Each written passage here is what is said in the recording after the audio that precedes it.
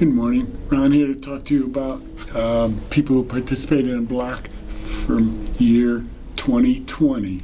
When I'm done in less than a minute, Marsha will pick up the new block. First of all, thanks for participating. Anyone who wants to complete the quilt for exhibition, we'd like to have it by April 5th. We're not going to hang them in the store. We're going to take photos and put them online. So no hanging in the store, photos, put them online for 3 days. We need it by April 5th. We're going to put it online April 8, 9, and 10 and have people vote. Top 2 vote getters will get prizes. What they are, we'll decide later. But again, if you want it displayed, it will be online. We need it by April 5th. Please don't ask us to bring it in April 6th. Too complicated. All right, thank you, and Marsha will talk to you now about the upcoming block. A lot of good things to talk about. Thank you. Hi, it's Marsha from Glastonbury, close to home. I'm going to introduce you to my 2021 block. Before I get to show you, you can hold on one more minute. I have a few things to discuss with you. At the first class where you come to pick up the new 2021 block, you must pay $10 for the first block. That is the start of the year. If you bring the finished block back in February, when I release the February block, you must bring it in and show it to get your February block free. If you do not bring your January block in finished, you must pay the $10. The dates are going to be on the bottom of your piece of paper that gives you the block, so you know when, again, the next block will be. I think I'm ready to show you the 2021 block. Oh, can you pan over, Mark? Yes, I can. And here it is, 2021. It's called Kaleidoscope. I've chosen a little bit of bright color there, so for you who always say I go really, really dull colors, I've tried to perk it up using a brighter color. I'd like to show you more of the main fabric, which is called Kaleidoscope, and it has numerous colors. You can pick just about anything. I have added, buying this year, there's about 11 different bolts of fabric that coordinate with this fabric, and they're going to be afforded to you for $3 off a yard rebate for 1 week after the block is released. So if you come in and buy the block and you want to take a look at the coordinates, then you'll receive your discount for the week. I ask, as always, I am not going to sell any of the main fabric till we know how many people are going to participate, but the average is that you take a certain amount if you use it to do certain parts of your quilt, which I'll get to after. Before anything else, and you're looking at my block right now, Mark said he's on there, and I show you how to put the different parts together. You're all sitting there thinking, oh, well, she got to cut this middle kaleidoscope out. Well, I've solved that problem for all of you, and Mark will pan over. Whoops, that's the wrong side. I didn't get the wrong side. Your first block is a fat quarter. So you'll see numerous center pieces that you cut out to make your center. So I hope that'll make everybody happy. So then if you could please not use this piece, because there will be other blocks that might have a center square and you might want to put a kaleidoscope in it. Okay, now I am going to talk about the block. The center square is the kaleidoscope. It is cut from the fabric that you're given as a 6.5 by 6.5 inch square fussy cut to get that effect. The purple that I chose is my first choice.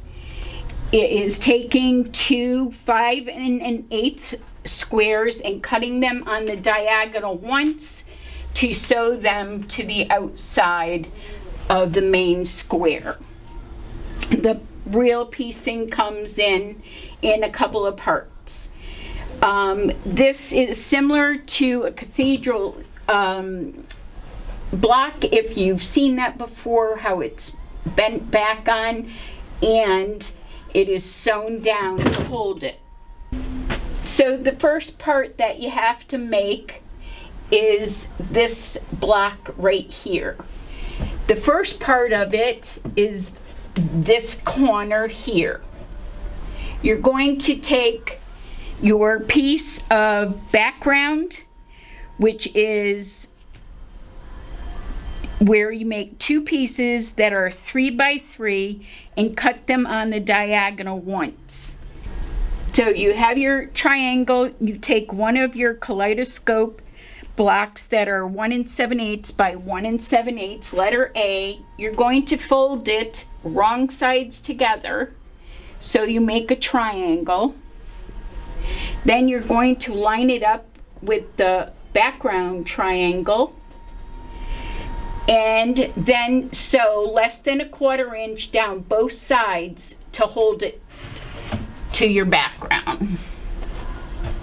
Put those aside for now. You're going to make 4 for each corner.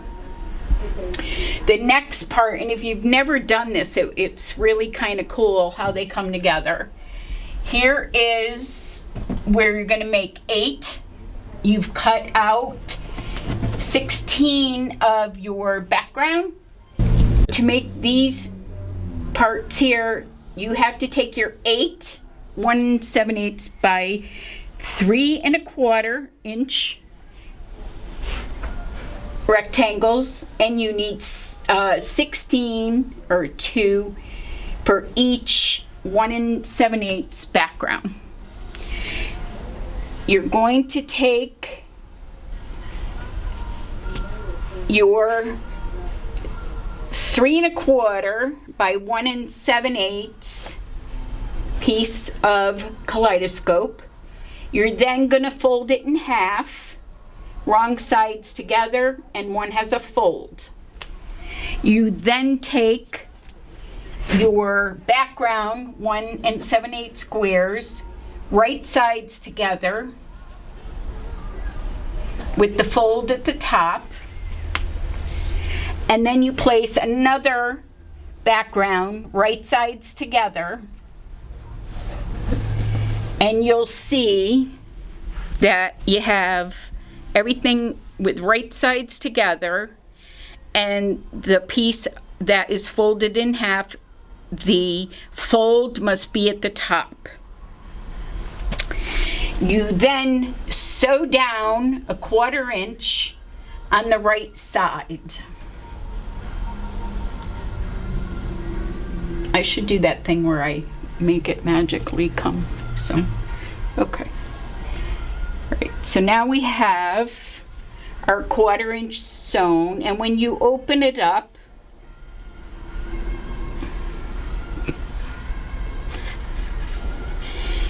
you have a open space looking at you. Again, make sure your fold is at the top. You then stick your finger in there, pull it down so the finger pressed or ironed top, and you then spread it out so that your triangle looks like this.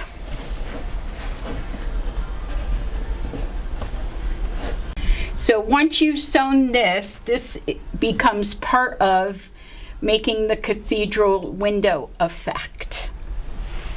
So how we do that, if you've never done it, it's kind of cool. I know cool's outdated, but the effect is to bring back, this is open, and with my fingers in the way, it's hard to see. You bring back part of the block, so it forms like an arch.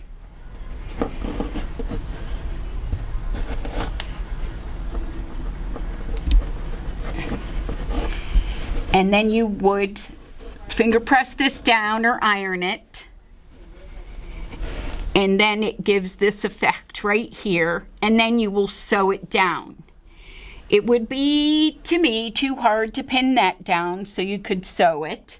So I suggest either using a basting glue or a basting glue stick to go on the top here before you turn it, so that it will stay down. And if you do that, all of them, it kind of dries stuck down, and then it's much easier to sew them. I used a top stitch like 3.0, and then sewed, and I also used my lock stitch, which some of you have. It is a dot. It starts out, and then when you get to the end, you hit it again and it will stitch it down without using the back stitch. For those of you who need clarification when you come in, you can ask us. But that is how you obtain that look. So then you sew each one together, and it forms this piece. Then you take your second color, which in my case is a light green, and that comes from 2 squares that are 5 1/4 by 5 1/4, cut twice on the diagonal. That leaves you 8 pieces, and these get sewn, and it's on the paper. A picture gets sewn to each side, and then in turn sewn to the block. Okay, everybody, I hope you enjoyed the first block and all the fabrics that were shown. Don't forget, when you come in to pick up your block and you pay your $10, you can receive a $3 rebate off of all the yardage that we have that is coordinating with my main fabric, Kaleidoscope. It's from all the same collection, and hope that helps you. If you use one, some, none. But those specific fabrics will be on sale till February 6th. Go ahead. The January block will be available starting Friday the 29th when we open. So enjoy. Any questions when you come in, just ask. I'm going to leave it up to people telling me how it's going, and see you soon.